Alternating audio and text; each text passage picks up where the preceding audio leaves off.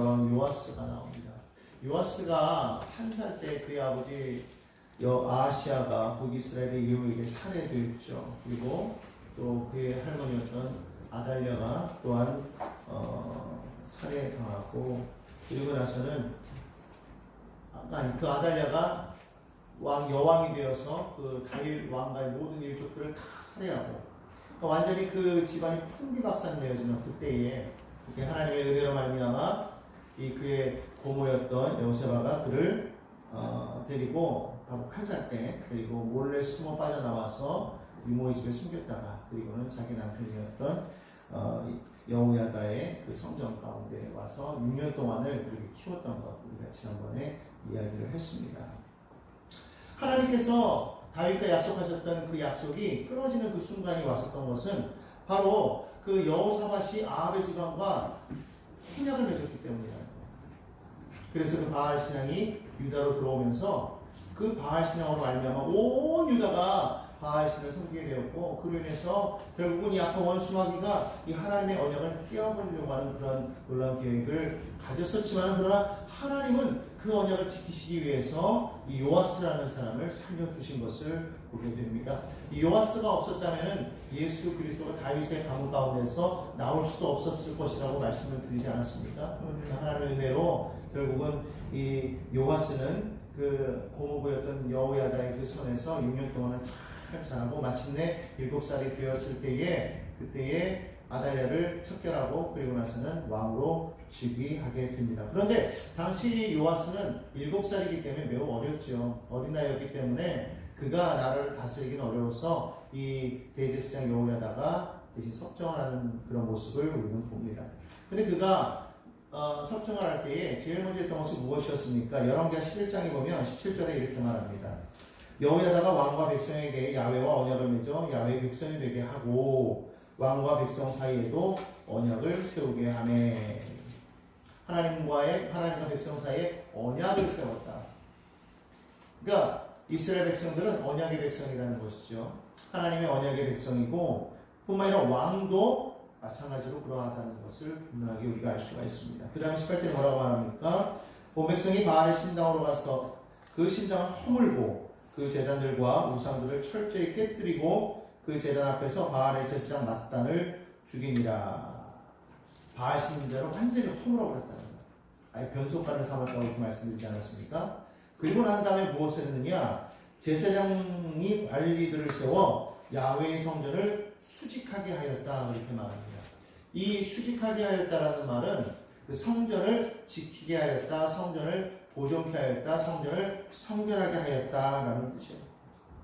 그동안에 성전이 얼마나 많이 허물어졌었겠습니까? 그래서 그 성전을 보존하기 위해서 이 제사장이 노력했던 것을 볼 수가 있습니다. 이 여호람 왕의 실정과 아단의 폭정으로 말미암아 온 유다가 바알의 우상으로 몸살을 앓았고 멸망의 위기까지 처했었지만은, 하나님의 언약이 끊어질 위기까지 처했었지만은, 그러나 다시금 하나님의 신앙으로 돌아가게 되는 그런 계기가 일어나게 되었다는 것입니다. 이 요아스는 어렸었기 때문에 이 대제사장 여호야다가 이 요아스를 계속적으로 하나님의 말씀으로 가르쳤어요. 이 여호야다는요, 이 말씀으로 계속적으로 자녀를 가르쳤기 때문에 요아스가 그 왕으로서 그가 계속적으로 이렇게 커 나갈 때에 그는 일생 동안을 야훼께서 보시기에 올바른 일을 하였다고 성경은 그렇게 말씀을 합니다. 오늘 12장 말씀 보겠습니다. 12장 2절입니다. 요아스는 제사장 여호야다가 그를 교훈하는 모든 날 동안에는 야훼 보시기에 정직히 행하였으되. 왜 행하였으되일까요? 3절 보니까 여전히 산당을 제거하지 아니하였다, 이렇게 말합니다. 하나님의 성전이 있음에도 불구하고 산당을 제거하지 않았기 때문에 백성들이 산당에 가서 제사하며 분향하였다고 그렇게 말을 합니다. 그렇지만 어쨌든 간에 이 요아스는 그래도 하나님 중심으로 살려고 노력했던 그런 인물이었던 것을 우리가 분명하게 알 수가 있습니다. 요즘에 다음 세대라는 말을 많이 합니다. 제가 우스갯소리로 나는 다음 세대가 아니고 네이버 세대라고 그렇게 말하는데 귀 있는 자는 들을지어다.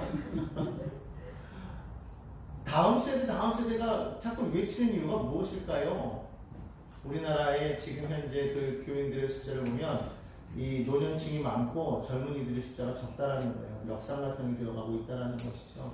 가면 갈수록 아이들이 교회에서 사라지고 있다는 거예요. 청년들이 교회를 떠난다라는 거예요. 그래서 이 상태로 가면은 이제 불과 20, 30년 뒤에는 우리나라의 기독교인과 확 줄 것이다라고 그런 우려를 하고 있기 때문에 그런 얘기를 계속 하는 것 같아요. 물론 지금 현재 상태에서 우리나라 사람들이 아이들을 낳고 있지 않죠. 그래서 출산율이 저조하기 때문에 뭐 그런 영향도 있겠지만은 그런 현재 있는 많은 젊은이들이 하나님을 멀리하고 있는 것을 우리가 보게 됩니다. 어떻게 보면 지금 이 자리에 나와 있는 어린아이들, 젊은이들은 상당히 귀한 존재예요. 아주 귀하고 복된. 그렇지. 알아요. 본인이 딱 이러네.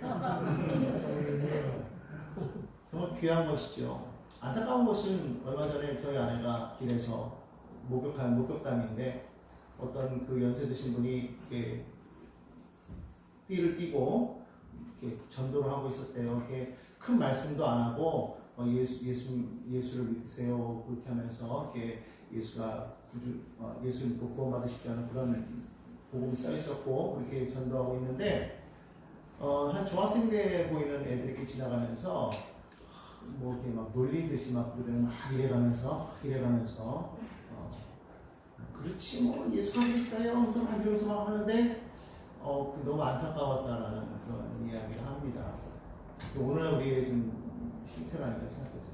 근데 왜 그런 일이 생겼을까요? 왜 젊은이들이 점점 떠나갈까요? 그들만의 문제가 아니겠습니까? 그것은 결국은 우리의 문제가 아닌가 생각해집니다. 기성세대의 문제죠. 지금 현재 우리 믿음의 세대의 문제가 아닌가 생각되어집니다. 무엇을 안 보였기 때문에 믿음의 신앙의 본을 제대로 보이지 못하였기 때문이다. 그렇게 생각이 되어집니다. 우리가 제대로 가르치지 못하였기 때문이라고 생각합니다. 모든 교육은 부모에게서부터 나옵니다. 부모가 믿음의 본을 보일 때 자녀가 믿음의 자리에 설 수밖에 없습니다. 부모가 보이는 그대로 자녀는 따라갈 수밖에 없습니다. 그렇기 때문에 다음 세대가 들어오게 하기 위해서는 부모가 온전한 믿음 안에 서야 됩니다. 오늘 여기 요아스는 그의 부모는 믿지 않는 부모였지만 다행히 그가 어렸을 때 죽었기 때문에 부모의 모습을 몰라요. 단지 그가 알 수 있는 것은 그의 고모부와 고모의 신앙이었습니다. 그 신앙의 토대로 서서 있었을 때에 요아스는 올바로 나아갈 수가 있었던 것을 우리가 보게 됩니다. 다음 세대가 정말 걱정될 때에 누구부터 변화가 되어야 되느냐? 우리부터 변화가 돼요. 우리가 정말 온전한 믿음 안에 서서 믿음으로 살아가는 것을 보일 때, 정말 하나님의 살아계심을 나타낼 때에, 우리가 어떤 상황 속에서도 하나님 믿고 나아가는 것을 보여드릴 때에 백문이 불여일견이라 하나님 살아계시는구나 자녀들이 보고 나아오게 된다는 것이죠. 오늘 우리 가정에서의 일이 참으로 중요합니다. 많은 자녀들을 그냥 학교로 교회로 맡겨버리고 가정에서는 소홀히 할 때가 참 많이 있습니다. 그러나 우리가 가장 많이 시간을 접하는 것은 바로 가정입니다. 가정에서 우리 부모들이 자녀들과의 그런 삶을 믿음의 삶을 많이 보여야 되는 거예요. 세상적인 모습을 자꾸만 보이게 되면 그렇게 되면 자녀들은 그것이 맞다라고 생각합니다. 믿는 사람들도 이렇게 사는 거야라고 그렇게 생각해 버리게 된다는 것이죠. 오늘날 우리가 다음 세대를 걱정하기 이전에 정말 우리 현 세대가 믿음의 삶을 살게 되기를 주님의 이름으로 간절히 부탁을 드립니다.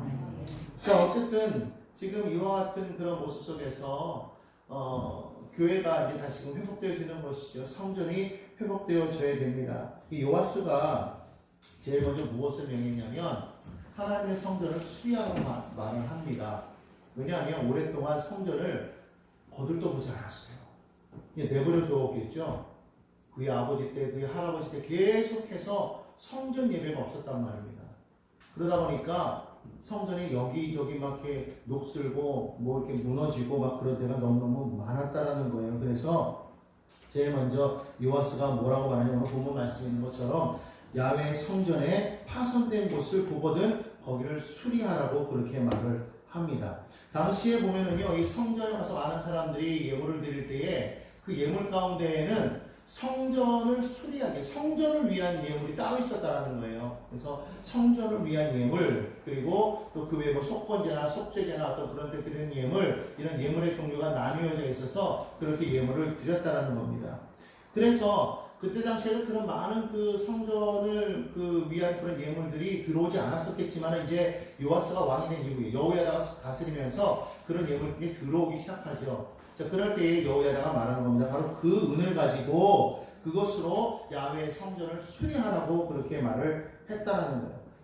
그런데 요아스 왕 6절에 봅니다. 요아스 왕 제23년에 이르도록 제사장들이 성전의 파손한 데를 수리하지 아니하였다고 그렇게 말을 합니다. 그가 7살 때 왕이 되었어요. 그리고 나서 23년의 시간 세월이 흘렀는데 그의 23년의 그 왕의 기간 동안에 성전을 수리하라고 말했지만 여전히 성전을 수리하지 아니하였다고 그렇게 말을 합니다.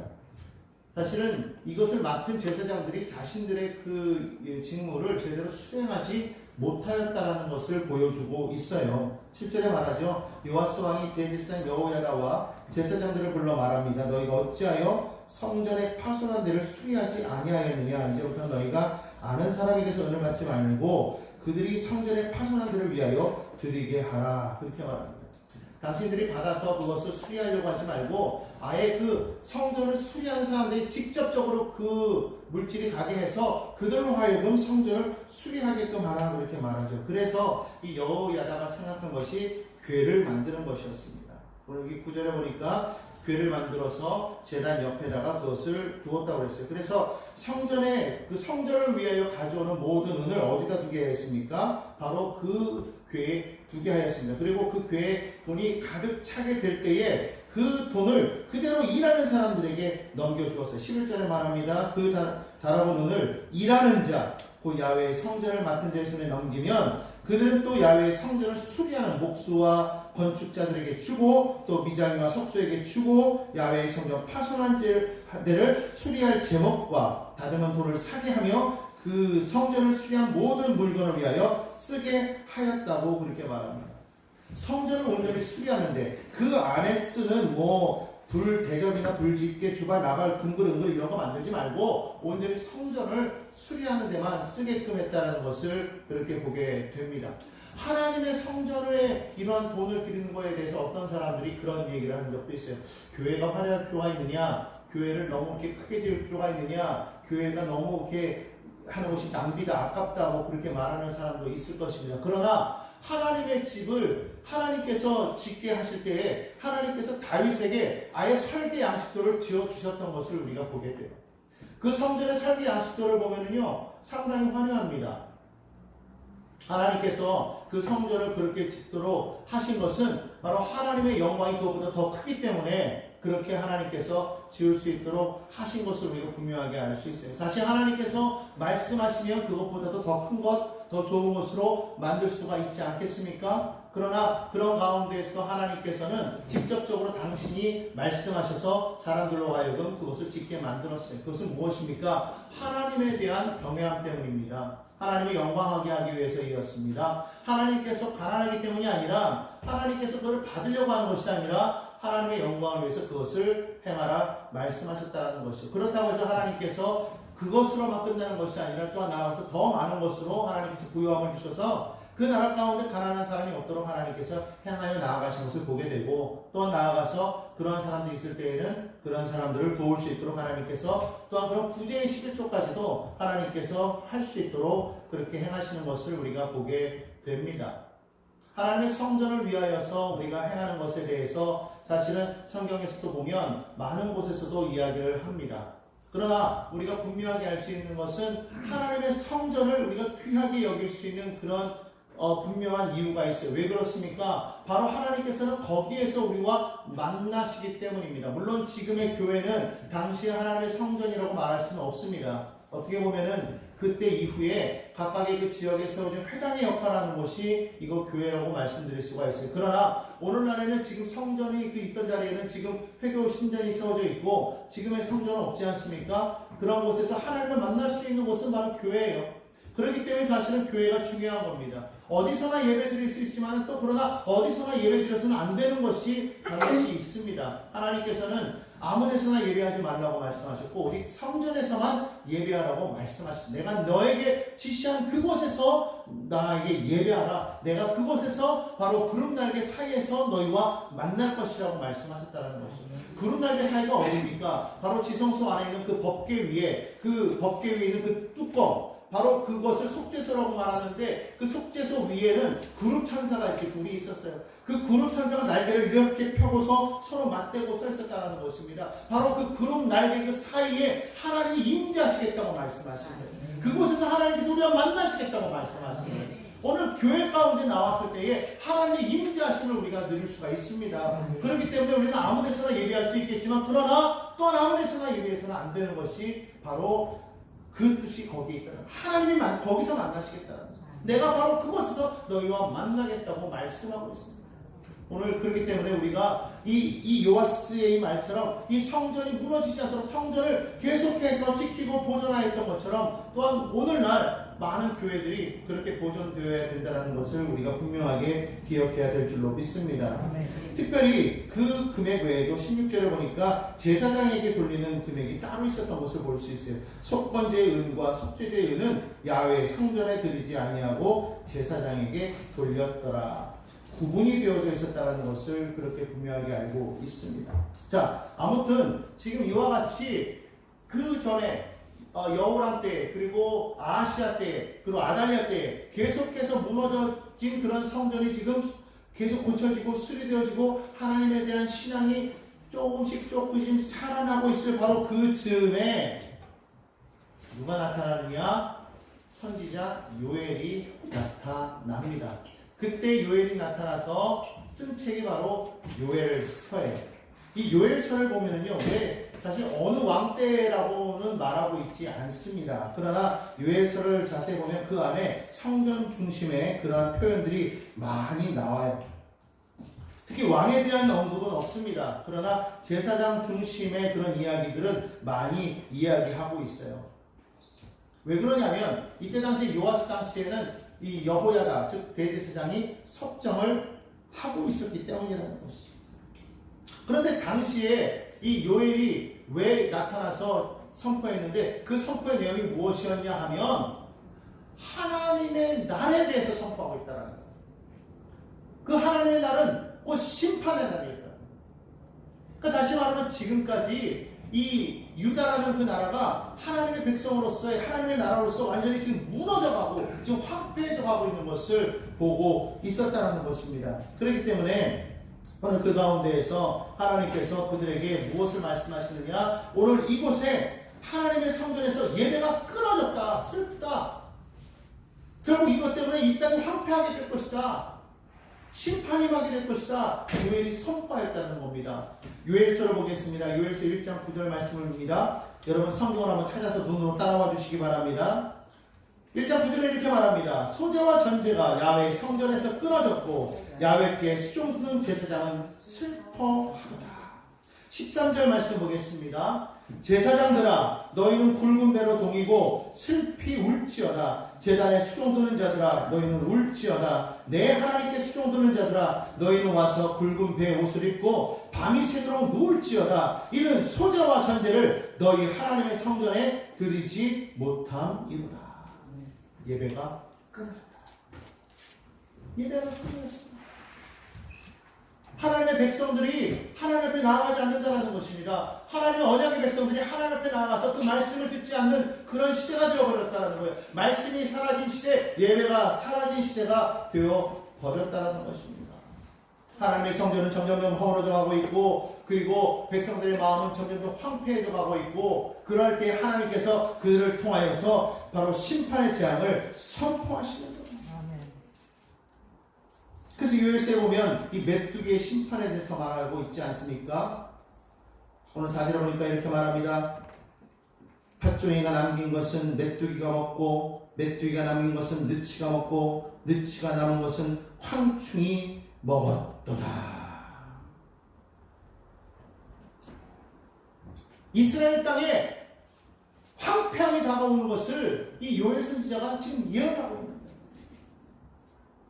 실제로 여러분 보십시오. 이제 이 이후에 보면은 어떤 일이 생깁니까? 아람이 쳐들어가가지고 북이스라엘을 괴롭히고 유다를 괴롭힙니다. 계속 침략이 다가오고 결국에는 아수르가 일어나고 바벨론이 일어나서 북이스라엘과 남유다를 멸망시키기까지 그런 역사가 일어나게 되었다. 왜 그렇습니까? 여호와 앞에서 예배가 끊어졌다. 하나님 앞에 그들이 올바로 서지 못했기 때문에 심판이 임하였다. 그럴 때 이 요엘 선지자는 그를 바라보았다는 거예요. 그러면서 무엇을 말하고 있습니까? 그러나 하나님의 그 은혜가 끊어지지 않았다는 거예요. 그럼에도 불구하고 너희가 하나님 앞에 회개하고 돌아오면 하나님께서 건지시겠다고 말씀하고, 그것이 요엘서 2장에 나타나는 겁니다. 요엘서 2장 11절에 말합니다. 야훼께서 그의 군대 앞에서 소리를 지르시고 그의 진영은 쉼이 크고 그의 명령을 행하는 자는 강하니 야훼의 날이 크고 쉼이 두렵도다. 당할 자가 누구랴? 야훼의 말씀에 너희는 이제라도 금식하고 울며 애통하고 마음을 다하여 내게로 돌아오라 하셨나니 너희는 옷을 찢지 말고 마음을 찢고 너희 하나님 야훼께로 돌아올지어다. 그는 은혜로우시며 자비로우시며 노하기를 더디하시며 이내가 크시사 뜻을 돌이켜 재앙을 내리지 아니하시나니. 하나님의 심판이 임박하여 있으나 그러나 우리가 울며 마음을 찢고 하나님 앞에 통회하며 돌아올 때에 하나님의 심판이 우리 가운데 임하지 않겠다고 성경은 말씀합니다. 오늘 여러분들이 우리가 정말 하나님 앞에 눈물을 흘리며 돌아와야 될 줄 믿습니다. 우리의 심령이 상한 심령입니다. 성경은 말합니다. 마음이 상한 자를 고치시겠다는 말씀입니다. 이 땅을 바라보면서 정말 우리가 하나님 앞에 정말 그 하나님의 마음을 가지고 우리가 정말 살아갈 수 있어야 된다는 거예요. 이 세상을 바라볼 때에 안타까움이 있어야 된다는 거예요. 왜? 하나님의 심판이 똑같아요. 하나님의 심판이 다가올 때입니다. 지금 이 이스라엘에게 말하는 이 메뚜기 재앙의 이 심판보다도 더 큰 야훼의 날이 곧 임박하겠다는 거예요. 그것이 이스라엘 땅에만 뿐만 아니라 모든 민족 가운데 그와 같은 야훼의 심판이 이를 것이라고 성경은 계속해서 말씀해요. 이런 모습을 바라보면서 정말 하나님의 언약을 받은 이 이스라엘 백성들이 통일하고 자복하고 돌아오지 아니하면 어떻게 됩니까? 하나님께서 하나님의 나라를 세우기 위하여서 창세기 때부터 시작해서 지금까지 쭉 이어오지 않았습니까? 여러분, 성경의 역사는요, 한마디로 말하면 하나님의 나라를 세워나가는 역사예요. 우리가 세상에서 배우는 역사는 이 세상의 역사지 않습니까? 그러나 성경은요, 하나님 나라의 역사를 말하고 있습니다. 하나님께서 이 땅 가운데 하나님의 나라를 세우셨지만은 그러나 첫 인류 아담과 하와의 범죄함으로 말미암아 깨어지지 않았습니까? 그러나 하나님께서 은혜를 베푸셔서 그 가운데 아브라함을 부르시고 그 아브라함을 통하여서 하나님께서는 다시금 하나님의 언약의 나라를 세워가셨잖아요. 그게 곧 이스라엘이에요. 그 나라를 통하여서 하나님께서는 온 인류를 하나님의 나라로 세워나가기를 원하셨다는 거예요. 이 세상의 역사 가운데에서 하나님은 당신의 나라를 세워나가고 계셨다는 거예요. 그것을 보여주고 있는 것이 지금 이 성경이에요. 지금도 하나님께서는 이 세상 속에서 당신의 나라를 세워나가고 계십니다. 어떤 사람을 통해서 하나님의 언약을 붙잡고 나아가는 그 한 사람을 통하여서 하나님은 그 약속을 이루어가고 계신다. 그 한 사람이 오늘 저와 여러분이 되기를 주님의 이름으로 간곡히 부탁을 드립니다. 우리를 통해서 하나님의 나라가 그 하나님의 언약이 이어져 나가야 됩니다. 이 세상 속에 하나님의 구원받은 백성들이 이 나라 가운데로 돌아오게 하는 것을 우리가 해내야 된다는 것입니다. 하나님의 심판이 코앞에 닥쳤습니다. 하나님을 멀리 떠나버려서 멸망받을 수밖에 없는 인간들을 하나님께서 구원하기 위해서 이 땅 가운데 예수를 보내주셨습니다.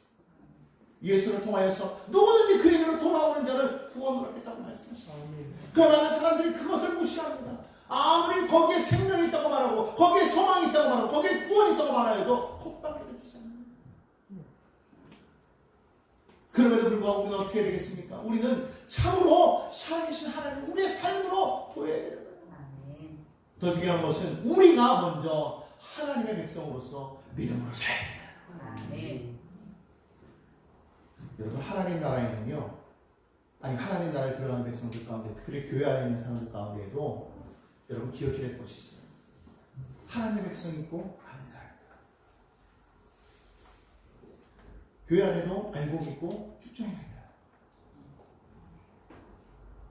우리가 정말로 믿는다고 말하지만 정말 그 믿음 안에 정말 살아계신 하나님을 만나지 못하면, 우리가 예수를 주로 신한다고 하면서 나의 삶이 예수와 함께하는 삶이 아니라면 그것은 그냥 허울 좋은 그냥 허상일 뿐이에요. 내가 정말 예수와 함께 동행하고 내가 정말 예수와 함께 살지 않으면 아무것도 아니에요. 여러분 정말 살아가면서 예수님이 정말 살아계심을 믿고, 아 정말 하나님이 살아계시는구나, 정말 그 하나님이 나의 삶을 다스리시는구나, 그것을 안다면 우리는 경외할 수밖에 없어요. 두려워 떨 수밖에 없는 거예요. 그 하나님이 살아계시는데 어떻게 우리가 함부로 갈 수가 있겠어요? 그러니까 그것을 모르는 사람들은 여전히 하나님을 믿는다고 생각은 하지만 사실은 아직은 그냥 생각 속에 머물고 있는 것이지, 정말로 하나님의 그 만남이 없으면 아직은 아무것도 아닌 거예요. 예수의 십자가 앞에 우리가 나아가서지 아니하면 우리가 아무것도 아닌 거예요. 내가 입술로 믿습니다 믿습니다 하여도 나의 삶 속에 살아계시는 그 예수의 능력이 나타나지 않으면 아무것도 아닌 거예요. 프란체스코라는 그 성인이 있지 않았습니까? 그가 정말 그 신앙의 고민 가운데서 그가 얼마나 그가 방황하면서 그 주님을 만나기 위해서 얼마나 노력했어요. 그가 예수를 믿고 정말 그가 정말 많은 사람들에게 그 자신의 그 재산을 나누어서, 그의 아버지가 부자였거든요. 막 나누면서 막, 그러고 막 자기는 막 가난하게 살고 막 그랬어도 마음에 평안이 없었어요. 그가 간절히 했었던 게 뭐였어요? 주의 흔적을 저에게 주옵소서. 어느 날 그가 기도하는데 그의 손목에 예수님의 십자가의 그 흔적이 새겨졌어요. 그가 거기서 막 깨지 못하면서 그럼 만나야 되는 거예요. 바울이 하나님을 알 때는요, 그냥 열심을 가지고 믿었어요. 예수를 만나기 전에는요, 예수 믿는 사람들을 핍박하고 예수 믿는 자를 잡아서 감옥에 가두려고 열심을 내었던 사람이 바울이었어요. 근데 그가 다메섹 도상에서 예수님을 만났습니다. 그의 삶은 180도로 변해버렸어요. 자신의 그 가졌던 배경을 다 버려버렸습니다. 자기는 날개 8일 만에 할례받았고 바리새인 중에 바리새인이요, 또 자기는 베냐민 지파로서 왕족의 자손이요, 당대의 가장 유명한 교수였던 가말리엘 문화생이요, 또 사내들 공예원이요, 또 거기다가 장만 만드는 기술까지 갖던 사람이에요. 그것만 있었습니까? 태어날 때는 다소의 길리기아 다소에서 태어난 로마 시민권자였습니다. 당시로서는 모든 것을 다 갖춘 사람이었습니다. 근데 그는 그걸 분투하지 못했어요. 오직 예수를 위해서 그 일을 따라가서 여러분 예수를 만나야 됩니다. 예수님을 만나야 됩니다. 예수님을 만날 때 우리의 삶이 변화가 될 때, 그때 하나님의 나라가 여러분 삶 가운데 임하게 될 줄 믿습니다. 여러분 하나님의 나라가 어디 있습니까? 여기 있다 저기 있다 하지 말라고 그랬어요. 하나님의 나라는 너희 안에 있다고 말하고 있습니다. 어떻게 그렇게 할 수가 있습니까? 우리가 언제나 하나님을 만날 때, 하나님의 그 권세 안에 있을 때, 그 주권 아래 내가 속해 있을 때, 하나님의 말씀 가운데 내가 서 있을 때, 하나님의 말씀 따라 나아갈 때, 우리는 이 땅에 거하여 있으나 하나님 나라에 속해 있다는 것을 분명히 깨달아야 될 줄 믿습니다. 오늘 이 아침에 이 요아스처럼 여러분 삶에 무너진 하나님의 성전을 수리하시기를 간절히 바랍니다. 예배 자리가 무너졌습니까? 예배 자리를 다시금 세우시기 바랍니다. 하나님에 대한 그 믿음이 연약해졌습니까? 여러분 그 믿음을 세우시기 바랍니다. 여러분 그거를 세우지 않으면 손해는 내가 보는 것이지 다른 사람이 보는 게 아니에요. 내 안에 믿음을 세우지 못하면 내가 문제가 되는 것이지 남이 문제가 되지 않습니다. 남이 은혜 받았다고, 남이 열심히 일하고, 남이 성령 충만하다고 나도 성령 충만하게 되는 거 아니고, 남이 열심히 일하고 해서 남이 하나님을 만났다고 해서 내가 만나는 거 아닙니다. 하나님과 나와의 만남은 1대1이 돼야 됩니다. 그분과 나와의 관계가 돼야 되는 겁니다. 성경을 보십시오. 여호사밧이 하나님을 믿었으나 그의 아들 여호람은 하나님을 믿지 않았어요.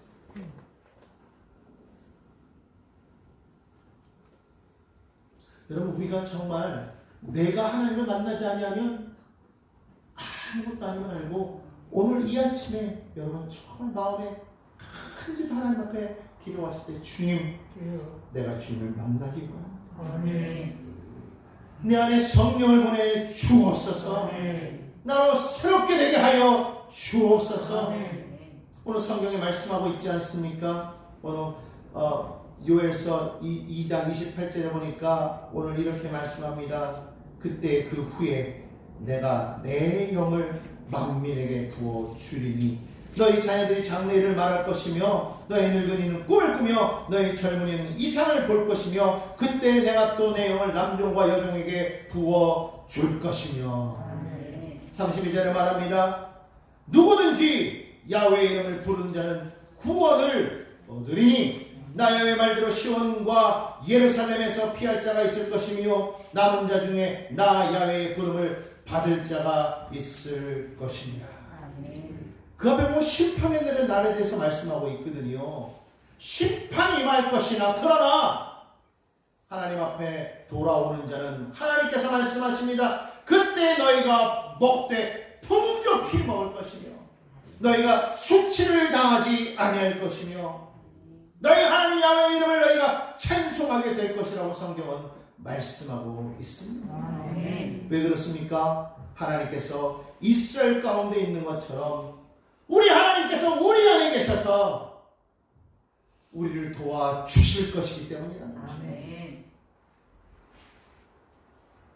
오늘 여러분들이요 정말 하나님 앞에 나오시고 나는 예수님을 믿는데요, 나는 예수님을 영접해야 하는데요, 여러분 그것은 생각입니다. 만나야 됩니다. 주님을 만나야 됩니다. 주님을 만나는 경험을 해야 됩니다. 십자가 앞에 나와야 됩니다. 그 십자가의 은혜를 우리가 체험해야 됩니다. 성령이 우리 가운데 임해야 되는 것입니다. 성령으로 충만할 때에 예수가 나의 구주요 하나님이 진정 살아계신 왕이시요 나의 주인이 되시는 것을 우리가 온전히 믿게 되는 것입니다. 그렇지 않으면 우리에게는 여전히 소망이 없어요.